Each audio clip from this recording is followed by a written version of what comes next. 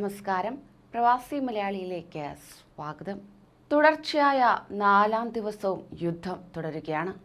ലോക മനസാക്ഷിയെ നടക്കി കൺമുന്നിൽ വീണ്ടും ഒരു യുദ്ധം നടക്കുമ്പോൾ ഏറെ ഭയാനകമായ കാഴ്ചകളിലൂടെയാണ് ലോകം കടന്നു പോകുന്നത്.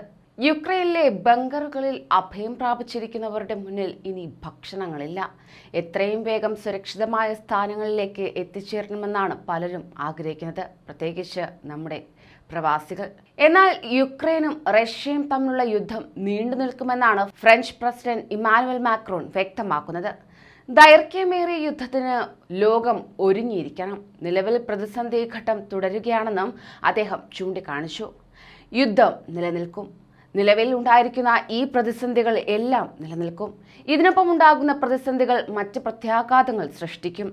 എല്ലാവരും തയ്യാറായിരിക്കണമെന്നും അദ്ദേഹം മുന്നറിയിപ്പ് നൽകിയിരിക്കുകയാണ്. റഷ്യൻ പ്രകോപന പശ്ചാത്തലത്തിൽ പാരീസ് അഗ്രികൾച്ചർ ഫെയറിലേക്കുള്ള ഇമ്മാനുവൽ മാക്രോണിന്റെ സന്ദർശനവും വെട്ടിച്ചുരുക്കിയിട്ടുണ്ട്. ഇത്തരത്തിൽ പലതരത്തിലുള്ള മുന്നറിയിപ്പുകളാണ് പല ഭാഗത്തു നിന്നും ഉയർന്നുകൊണ്ടിരിക്കുന്നത്. എന്നാൽ ഇത് എല്ലാ രാജ്യങ്ങളെയും രൂക്ഷമായി ബാധിക്കുമെന്നാണ് പല റിപ്പോർട്ടുകളും ഒന്നടങ്കം ചൂണ്ടിക്കാണിക്കുന്നത്. അതായത് യുക്രൈൻ യുദ്ധം ആഗോള സാമ്പത്തിക മേഖലയ്ക്ക് വൻ ആഘാതമായിരിക്കും നൽകുക. നേരത്തെ തന്നെ എണ്ണവിലയിൽ മാത്രം ബാരലിന് $3 ഉയർന്നിരുന്നു. സ്വർണ്ണവിലയും കുതിപ്പ് തുടരുന്നു. യുദ്ധവും ഉപരോധ നടപടികളും കാരണം യൂറോപ്യൻ രാജ്യങ്ങളിൽ വൻ ഊർജ്ജ പ്രതിസന്ധിയാണ് രൂപപ്പെട്ടിരിക്കുന്നത്. ഇതുകൂടാതെ ആഗോള വിപണിയിൽ അസംസ്കൃത എണ്ണ ബാരലിന് $106 വരെ ഉയർന്നു. റഷ്യയുടെ യൂറോപ്പിലേക്കുള്ള എണ്ണ പ്രകൃതിവാതക കയറ്റുമതി നിലച്ചിരിക്കെ ബദൽ വഴികൾ കണ്ടെത്താനുള്ള നീക്കം ഇതുവരെ വിജയിച്ചിട്ടുമില്ല. ബദൽ വിതരണ പ്രക്രിയ എളുപ്പമല്ലെന്ന സന്ദേശമാണ് എണ്ണ ഉൽപാദന രാജ്യങ്ങളുടെ കൂട്ടായ്മയായ ഒപെക് നൽകുന്നത്. യുക്രൈൻ യുദ്ധം തുടർന്നാൽ വില $120 ഉയർന്നേക്കുമെന്നും പറയപ്പെടുന്നു. അങ്ങനെ ഓഹരി വിപണികളുടെ തകർച്ചയും തുടരുക തന്നെ. യുദ്ധം നീണ്ടാൽ ഭക്ഷ്യ ഉൽപ്പന്നങ്ങളുടെ വിലവർധന ഉറപ്പാണ്. ഈ സാഹചര്യം നേരിടാൻ ശക്തമായ ഇടപെടൽ വേണ്ടിവരുമെന്നാണ് ലോകരാജ്യങ്ങൾ വ്യക്തമാക്കിയിരിക്കുന്നത്. റഷ്യയും അമേരിക്കയുമായി അടുത്ത ബന്ധം നിലനിൽക്കെ യുദ്ധത്തിൽ ഏതെങ്കിലും പക്ഷം ചേരാൻ ഗൾഫ് രാജ്യങ്ങൾ വിസമ്മതിക്കുകയാണ്. അതേസമയം നാറ്റോയുടെ പ്രകോപന നടപടികളാണ് നിലവിലെ പ്രതിസന്ധിക്ക് കാരണമെന്ന് ഇറാൻ പ്രസിഡന്റ് ഇബ്രാഹിം റയീസി വ്യക്തമാക്കി. റഷ്യൻ പ്രസിഡന്റ് പുടിനുമായി നടന്ന ടെലിഫോൺ സംഭാഷണത്തിലാണ് ഇറാൻ പ്രസിഡന്റിന്റെ പ്രതികരണം. ഇതിനിടെ യുക്രൈനിൽ അവശേഷിച്ച തങ്ങളുടെ പൗരന്മാരെ ഒഴിപ്പിക്കൽ നടപടി ഗൾഫ് രാജ്യങ്ങളും നിർത്തിവച്ചിരിക്കുകയാണ്.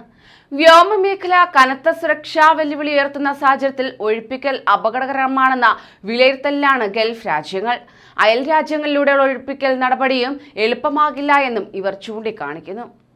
അതേസമയം കോവിഡ് മഹാമാരിയിൽ ഉലഞ്ഞ ആഗോള സമ്പദ് വ്യവസ്ഥയെ പിടിച്ചുലയ്ക്കുന്നതായിരിക്കും യുദ്ധം ആരംഭിച്ച ആദ്യ ദിനം തന്നെ ക്രൂഡ് ഓയിൽ വിലയും സ്വർണ്ണവിലയും വർദ്ധിച്ചിട്ടുണ്ടായിരുന്നു.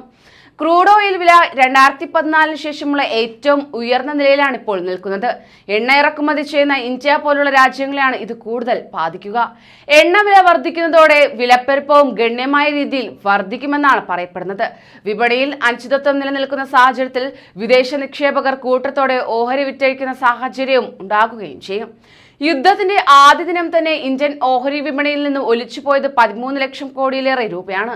സുരക്ഷിത നിക്ഷേപം എന്ന നിലയിൽ നിക്ഷേപകർ സ്വർണം കൂടുതൽ വാങ്ങിക്കൂട്ടുന്നത് മഞ്ഞലോഹത്തിന്റെ വില വർദ്ധിക്കാനും കാരണമായിട്ടുണ്ട്. കൂടുതൽ പ്രവാസി വാർത്തകൾക്കായി ഈ ചാനൽ സബ്സ്ക്രൈബ് ചെയ്യൂ.